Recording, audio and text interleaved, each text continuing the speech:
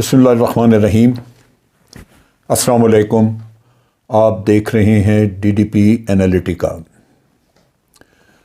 شکست اور ناکامی ایک ایسی چیز ہے کہ جب کسی کے مقدر میں ہو تو پھر اس کا کوئی والی وارث نہیں بنتا۔ کامیابی ہو، فتح ہو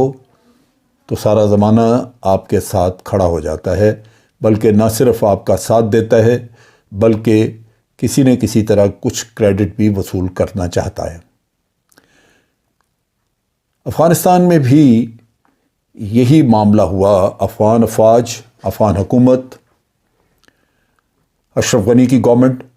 نہ صرف ناکامی ہوئی ان کو بلکہ امریکہ بھی انہی کی وجہ سے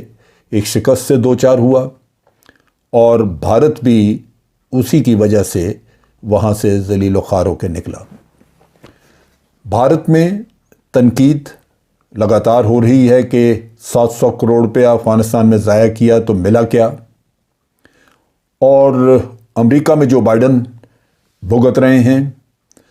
افغانستان سے اشرف غنی تو بھاگ کے چلے گئے، چھوڑ گئے، باقی لوگ بھی ادھر ادھر چھپے ہوئے ہیں،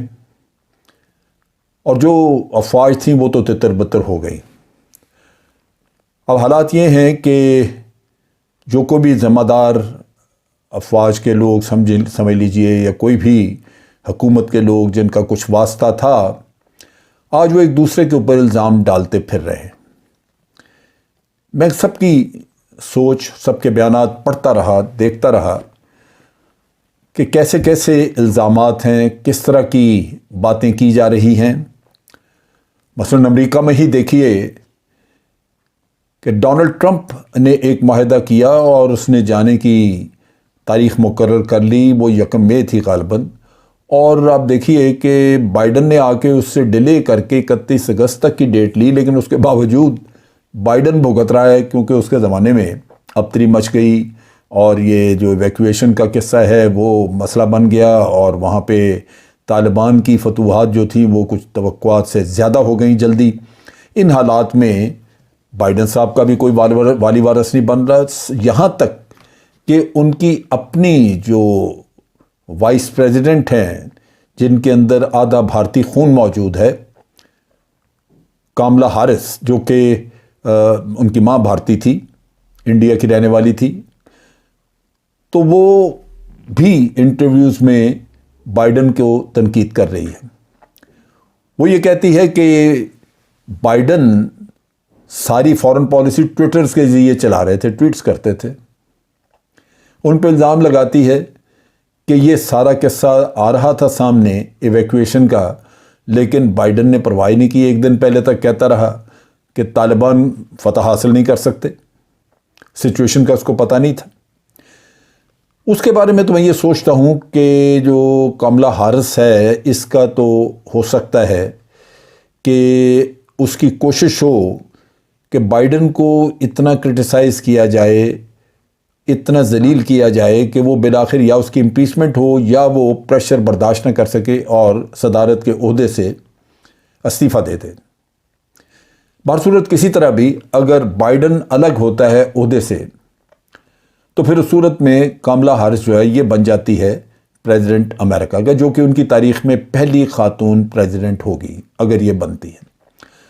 تو میں سمجھتا ہوں کہ ایک طرف تو بائیڈن نے اس سے مہربانی کی اس کے ساتھ کہ اس کو اپنا وائس پریزیڈنٹ چن لیا، بنایا، خاتون پہلی دفعہ غالباً وہاں پہ وائس پریزیڈنٹ بنی ہے، لیکن وہ اس چیز کو بھانپ گئی ہے کہ اس وقت بائیڈن گرم پانی میں ڈوبا پڑا ہے، اور یہ وقت ہے کہ اس کو ایک ڈبکی اور دی جائے اور پھر اپنے لیے صدارت کا عہدہ حاصل کر لیا جائے۔ میں جب یہ ساری چیزیں اسٹڈی کر رہا تھا اور میں ہارے ہوئے حضرات کی مختلف قسم کی توجیہات دیکھ رہا تھا، تو ایک اور بیان میری نظر سے گزرا۔ یہ ہے، ان کا نام ہے، یہ ان کی افغان آرمی کے ایک جنرل ہیں، 3 اسٹار جنرل ہیں، سمیع سعادت نام ہے ان کا، اور جب میں نے ان کے بارے میں دیکھا تو یہ بڑے پڑھے لکھے اور برطانیہ سے تعلیم یافتہ ہیں، برطانیہ سے ہی ملٹری اکیڈمی سے انہوں نے ٹریننگ حاصل کی ہوئی ہے، اور اس کے بعد انہوں نے ہائر کورسز وغیرہ کر کے، جس سے لگتا ہے کہ اچھے کوالیفائڈ ملٹری آفیسر ہیں۔ انہوں نے اپنا ایک تجزیہ، کیونکہ یہ سمجھتے ہیں کہ افغان آرمی کو بڑا ذلیل کیا جا رہا ہے، دنیا برا بھلا کہہ رہی ہے کہ جی یہ تھے ہی ایسے، ان کے اندر لڑنے کی خواہش نہیں تھی، یہ بالکل بوگس نکلے۔ انڈیا کہہ رہا ہے کہ جی بڑی ٹریننگ کرائی تھی، امریکہ کہتا ہے بڑے ہتھیار دیے تھے، تو ہوا کیا پھر؟ بائیڈن نے بھی ایک سٹیٹمنٹ دے دی جس نے کہا کہ ہم ان کو ہتھیار دے سکتے تھے، ٹریننگ دے سکتے تھے، لیکن لڑنے کی جو خواہش ہے وہ تو نہیں ہم دے سکتے تھے ان کو۔ بہرحال وہ ان ذلتوں کے بارے میں اپنی پریشانی کا اظہار کرتا، اور اس نے نیو یارک ٹائمز میں ایک آرٹیکل لکھا جس میں وہ اپنی وضاحت دیتا ہے کہ شکست جو ہے یا ہماری فوج جو ہے اس کا کولیپس کیوں ہوا، کیسے ہوا۔ وہ کہتا ہے کہ جس دن سے طالبان نے یہ حملے شروع کیے، وہ 3-3.5 مہینے کا وقت ہے وہ جب پہلے انہوں نے کیے تھے، تو اس دوران میں وہ کہتا ہے کہ ہم نے بڑی قربانیاں دیں، ہمارے لوگ بڑے زبردست طریقے سے لڑے اور رات اور دن لڑے، اور افغانستان میں پھر بعد میں جب جنگ ہلمند میں ہوئی، جہاں ان کا جو کیپٹل سٹی تھا وہ لشکر گاہ ہے، تو کہتا ہے جی وہاں تو بہت خون ریزی ہوئی اور طالبان کا بھی بڑا نقصان ہوا، ہم نے طالبان کو وہاں پہ روک لیا ہوا تھا۔ بار بار طالبان کے اٹیک آ رہے تھے لگاتار، لیکن ہم نے ان کو بہت سارے ان کے لوگوں کو قتل کیا، مارا، اور اس چیز کی وجہ سے طالبان جو ہیں وہ قبضہ نہ کر سکے۔ لیکن اسی اثناء میں جنرل سمیع سعادت کو اشرف غنی نے پیغام دیا کہ آپ فوراً کابل پہنچے۔ کابل آ کے تو اس کو جو ایلیٹ فورس ہے ان کی، جو اسپیشل فورسز ہیں، اس کی کمانڈ اس کو انہوں نے دے دی، لیکن یہ پہنچے وہاں پہ سمیع صاحب 15 تاریخ کو۔ 15 کو وہ کہتے ہیں کہ میں پہنچا تو پہلے ہی لیٹ تھا، اور میں نے دیکھا کہ وہاں تو طالبان شہر کے اندر، کابل کے اندر داخل ہو چکے ہیں، تو اس لحاظ سے وہ کہتے ہیں کہ ایک آس ٹوٹ گئی، ایک ہمت جو ہے وہ ٹوٹی۔ میں یوں لگتا تھا کہ تھکا ہوا تھا، فرسٹریٹڈ تھا، پریشان ہوا۔ لیکن اس نے کہا کہ یہ جو سارا کچھ ہے، یہ اس کو اگر میں دیکھوں تو جو صدر بائیڈن جو بات کرتے ہیں کہ امریکی فوجی جو ہیں وہ افغانیوں کی جنگ نہیں لڑ سکتے، اور کہتا انہوں نے یہ سٹیٹمنٹ دی چند دن پہلے، اور اگر افغان فوج میں خود لڑنے کی خواہش نہیں تو ہمیں کیا ضرورت ہے کہ ہم جا کے ان کی جنگ لڑیں۔ وہ کہتا ہے کہ اس چیز نے میرا اور بھی حوصلہ توڑا، میں دل برداشتہ ہوا کہ یہ لوگ جو 20 سال سے ہمارے ساتھی تھے، آج ہمیں یہ اون بھی کرنے کو تیار نہیں۔ وہ کہتا کہ ٹھیک ہے، افغان آرمی جنگ ہاری، لیکن یہ جو ہمارے اندر ایک احساس پیدا ہونا شروع ہوا کہ امریکہ نے ہمیں چھوڑ دیا ہے، امریکہ نے ہمیں ابنڈن کر دیا ہے، اس چیز نے کہ ہمارے پارٹنر سے 20 سال سے، اور انہوں نے ہمیں اٹھا کے یوں ایک طرف پھینک دیا ہے، اور پھر ہمارے اوپر جو باتیں کی جا رہی ہیں وہ بھی ذلت آمیز ہیں، اور ایسے جیسے ہم کوئی وفادار لوگ نہیں ہیں، ہم غدار ہیں، اس طرح کی باتیں۔ تو وہ کہتے ہیں کہ یہ جو بائیڈن کی ٹون تھی، اس نے مزید فوج کا حوصلہ خراب کیا۔ فوج اپنے طور پہ وہ بھی ذمہ دار ہے بڑی حد تک، اس کی اپنی پرابلمز ہیں۔ کہتا ہے جی اس میں چمچہ گیری بڑی تھی، خوشامد بڑی کرتے تھے یہ اکثر لوگ، اور جو کرپشن تھی، خوشامد تھی، اور اپنے چہیتوں کو عہدے دینے والی روش بھی تھی، جیسے اقربا پروری ہم کہتے ہیں، یہ کسی بھی قوم میں ہو وہ تباہی کا باعث بنتی ہے۔ اور بالآخر ایسی قباحتوں کی وجہ سے فوج نے لڑنا چھوڑ دیا، یعنی وہ لڑائی کے اس طرح اہل نہیں رہی۔ مغربی دنیا اس کے خیال کے مطابق جو الزام تراشی کرتی ہے، وہ اپنا فیلئر یعنی ان کی طرف سے جو غلطیاں ہوئیں اس کو تو وہ توجہ نہیں دیتے، اس کا ذکر نہیں کرتے، لیکن افغان آرمی کے اوپر سارا الزام ڈال دیتے ہیں۔ وہ کہتا ہے کہ سیاستدانوں نے بھی بڑی تباہی مچائی، سیاستدانوں میں آپس میں نا اتفاقی تھی، خاص طور پہ افغان سیاستدانوں میں آپس میں نا اتفاقی تھی، اور کوئی ڈویژنز تھی سوچ فیصلے میں، ان کا کوئی وہ ایسا نہیں تھا کہ ان کی سوچ ایک ہو۔ اور اسی طرح اس نے کہا کہ جو واشنگٹن میں بھی جو حالات تھے وہ مختلف ہو چکے ہوئے تھے، سوچ یہ تھی کہ اب ہم نے یہاں سے نکلنا ہے، جانا ہے، اور وہ کسی اور طرف سوچ رہے تھے، لہذا نہ امریکہ کی طرف سے کوئی رہنمائی ملتی تھی، نہ ہی افغان لیڈرشپ کی طرف سے کوئی رہنمائی ملتی تھی۔ وہ یوں لگتا تھا کہ لیڈرشپ نے ہمیں طالبان کے رحم و کرم پہ چھوڑ دیا ہے۔ اب وہ یہ کہہ رہا ہے کہ چونکہ افغان آرمی کو بڑا ذلیل کیا جا رہا ہے، تو میں تھوڑا بہت کچھ ایسی چیزیں بتانا چاہتا ہوں جس سے کہ افغان آرمی کی اتنی تذلیل نہ ہو اور لوگوں کو اندازہ ہو کہ کچھ اور بھی عوامل تھے جن کی وجہ سے یہ شکست ہوئی۔ اس کے خیال کے مطابق بعض اس کے ساتھی بہت بہادری سے لڑے۔ وہ کہتا ہے جی ہزاروں ہمارے لوگ مارے گئے، انہوں نے قربانیاں دیں، اور لشکر گاہ کا خاص طور پہ وہ ذکر کرتا ہے جہاں وہ کمانڈر تھا کہ لشکر گاہ میں اس نے بہت کامیابی سے دفاع کیا، اور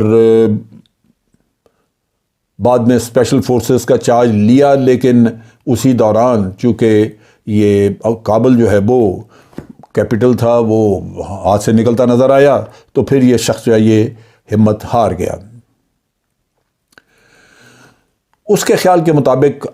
اشرف غنی کا بھاگ جانا جو ہے اس سے بھی بعد میں ایک بہت ہی احساس اس طرح کا ہوا کہ جیسے یہ ہمیں دھوکہ دے کے چلا گیا، یہ ہمیں استعمال کر کے چلا گیا ہے۔ اس کا خیال یہ تھا کہ اگر اشرف غنی رہتا تو طالبان کو ایک یوں سب کچھ پلیٹ میں رکھ دینے کی بجائے مذاکرات ان سے ہوتے اور پاور شیئرنگ کا کوئی ایگریمنٹ ہو جاتا، یا اگر کوئی ہم نے عارضی حکومت وہاں پہ قائم کرنی ہے تو اس کا کچھ معاملہ طے ہو جاتا۔ لیکن اشرف غنی ایک بھگوڑا نکلا، اس نے ہمیں وہاں پہ مایوس کیا، اور پھر اس کے بعد جو کیاس پہ کیاس آنا شروع ہوا، اس میں خاص طور پہ کابل ایئرپورٹ کے کیاس کا وہ ذکر کرتا ہے۔ وہ کہتا ہے کہ جی بہت ہی نقصان دہ ثابت ہوا۔ 66,000 وہ کہتا ہے کہ جی ہماری جب سے یہ فوج تیار کی ہم نے لڑنا شروع کیا، کہتا ہے 66,000 ٹرپس ہمارے مارے جا چکے ہیں، یعنی اس کے ساتھی جو ہیں 66,000 کے قریب وہ سمجھتا ہے کہ مارے گئے۔ اب اس نے جو سمنگ اپ کر کے 3 ریزن دیے ہیں، وہ کہتا ہے کہ جی جس دن ڈونلڈ ٹرمپ نے پہلے وجہ وہ بتاتا ہے کہ جس دن ڈونلڈ ٹرمپ نے اکیلے علیحدہ ہی معاہدہ طالبان سے کر لیا اور ایک تاریخ مقرر کر دی کہ فلاں تاریخ میں جانا ہے، فلاں تاریخ کو ہم نے نکلنا ہے، تو کہتا ہے کہ اس دن سے یہ اندازہ ہو رہا تھا کہ ہماری بھی ایکسپائری ڈیٹ آ چکی ہے، لہٰذا اب جنگ جو ہے وہ کرنی بیکار ہے۔ اسی طرح وہ یہ کہتا ہے کہ انہوں نے جو کانٹریکٹرز تھے وہ واپس بلا لیے، اور جو مینٹننس وغیرہ کا کام تھا وہ سارا تقریباً رک گیا۔ امریکی کانٹریکٹرز سے وہ مینٹننس کرتے تھے، جہازوں کی مینٹننس کرتے تھے، وہ مینٹننس رک گئی، ایئر سپورٹ ملنی بند ہو گئی، افغان ایئر فورس جو ہے وہ تقریباً ناکارہ ہو گئی۔ یہ وہ چیزیں ہیں جو کہ وہ سمجھتا ہے کہ امریکیوں کی وجہ سے ہوئی۔ پھر وہ کچھ ذمہ داری اپنے بھی لیتا ہے، کہتا ہے اشرف غنی گورنمنٹ جو ہے یہ انتہائی کرپٹ گورنمنٹ تھی، انہوں نے بے تحاشا کرپشن کی، ان کے لیڈرز کرپٹ تھے، اور نہ صرف یہ لیڈرز کرپٹ تھے بلکہ فوج میں بھی انہوں نے کرپشن بھی کی، اور فوج میں کوئی عہدہ لینا ہوتا تھا تو اس کے لیے خوشامد وغیرہ جو لوگ کرتے تھے ان کو اچھی جگہوں پہ لگا دیتے تھے۔ اہلیت، قابلیت یا ان کی یوزفلنس یا ان کی جو آپ کہہ لیے سوٹیبلٹی، وہ کوئی ایسا معیار نہیں تھا جس کی بنیاد پہ یہ بات ہو جاتی۔ تو وہ کہتے ہیں کہ جس دن ٹرمپ نے یہ تاریخ دے دی اسی دن سے طالبان جو ہیں وہ ان کو اندازہ ہو گیا کہ اب ان کے دن پھر گئے ہیں۔ امریکی ایئر سپورٹ، وہ کہتا ہے کہ جنگ کے آخری دنوں میں امریکی ایئر سپورٹ آئی، لیکن انہوں نے بجائے طالبان کو مارنے کے وہ جہازوں کے اوپر سے پھرا کے چلے گئے۔ کہیں کہیں انہوں نے جو اکوپمنٹ ہمارا وہ یہ چھوڑ گئے تھے افغان آرمی، کہیں وہ انہوں نے کچھ تباہ کیا، لیکن جنگ میں ان کی امریکی ایئر فورس نے کوئی مدد نہیں کی، جس کی وجہ سے اس کا خیال ہے کہ جنگ لڑنا بیکار ہو چکا ہوا تھا۔ یہ کہتے ہیں کہ ان کا خیال تھا کہ ٹرمپ کے جانے کے بعد ہو سکتا ہے کہ جو بائیڈن جو ہے وہ اپنا فیصلہ واپس لے لے اور فوج کو واپس نہ بلائے، لیکن اس نے جب اپریل میں تقریر کی تو اس نے کہا جی میری پلان وہی ہے جو وہ پہلے تھی، ہم تھوڑا ٹائم ایکسٹرا لیں گے۔ لیکن وہ کہتا ہے کہ بائیڈن کے ساتھ بھی اسی طرح کی مایوسی ہوئی، اور پھر اس طرح ہمیں وہ جو مورال تھا، جو ہماری سوچ تھی کہ ہمارے ساتھی ساتھ ہیں، وہ ختم ہو گئی، اور اس کے بعد پھر جنگ جیتنے کا کوئی سوال ہی پیدا نہیں ہوتا تھا۔ اب بات یہ ہے کہ ان ساری چیزوں کو اگر آپ دیکھیں تو پہلی بات یہ کہ اس میں غلط چیز یہ تھی کہ یہ افغانی آپس میں لڑ رہے تھے، دونوں افغان تھے، ایک دوسرے کے خلاف لڑ رہے تھے۔ اس میں کوئی موٹیویشنل فیکٹر جو ہیں وہ نہیں ہوتے، اس میں فیلنگ یہ آ جاتی ہے کہ ہم آپس میں بھائی بھائی ہیں، ہم کیوں لڑ رہے ہیں، یہ بھی سوچتے ہوں کہ کئی ان کے فوجی۔ لیکن دوسری طرف طالبان کے لیے ایک مقصد تھا، وہ ایک نظام لے کے آئے تھے جو ان سے زبردستی چھین لیا گیا تھا، وہ اپنا نظام واپس لانا چاہتے تھے۔ پھر یہ ہے کہ طالبان نے جس طرح سجدے کیے اور وہ ایک خدا کی راہ میں لڑ رہے تھے، وہ ایک عقیدہ تھا۔ یہ لوگ جو ہے یہ ان کا بھروسہ سارا امریکہ پہ تھا۔ اب آپ اللہ پہ بھروسہ رکھنے کی بجائے اگر امریکہ پہ بھروسہ رکھیں تو امریکہ کی طاقت بھی تو ایسی ہے جیسے ہوا کا ایک جھونکا، رب العالمین جب چاہے وہ یوں ختم کر دے۔ تو اس وجہ سے یہ بھی بڑا ضروری ہے کہ مسلمان اپنے عقیدے کو سلامت رکھے اور رب العالمین کی تائید، اس کی حمایت، اس کی مدد، ان چیزوں کے اوپر بڑا زبردست عقیدہ، بڑا زبردست دل سے ایسا ایک یقین اور اطمینان ہونا چاہیے کہ وہ آپ کو باقی سب کچھ بھلا کے رکھ دے۔ اگر یہ دل میں اطمینان ہوگا کہ میرا اللہ میرے ساتھ ہے کیونکہ میں حق کی بات کر رہا ہوں، حق کے لیے لڑ رہا ہوں، تو آپ دیکھیں گے کہ وہ جنگ جیتنا آپ کے لیے بہت آسان ہو جائے گا، اس وجہ سے کہ خوف آپ کے دل سے نکل جائے گا اور اللہ کی نصرت بالکل آئے گی۔ اللہ تعالیٰ یہ کہتا ہے کہ میں آپ کو ہر حالت میں مدد کروں گا اگر آپ مومن ہیں۔ مومن سے مراد یہ ہے کہ آپ صحیح ایمان والے اگر مسلمان ہیں تو رب العالمین مدد کرے گا، ہر کسی کی مدد یوں نہیں ہوتی۔ آج کے لیے اتنا ہی۔ افواج پاکستان زندہ باد، پاکستان پائندہ باد۔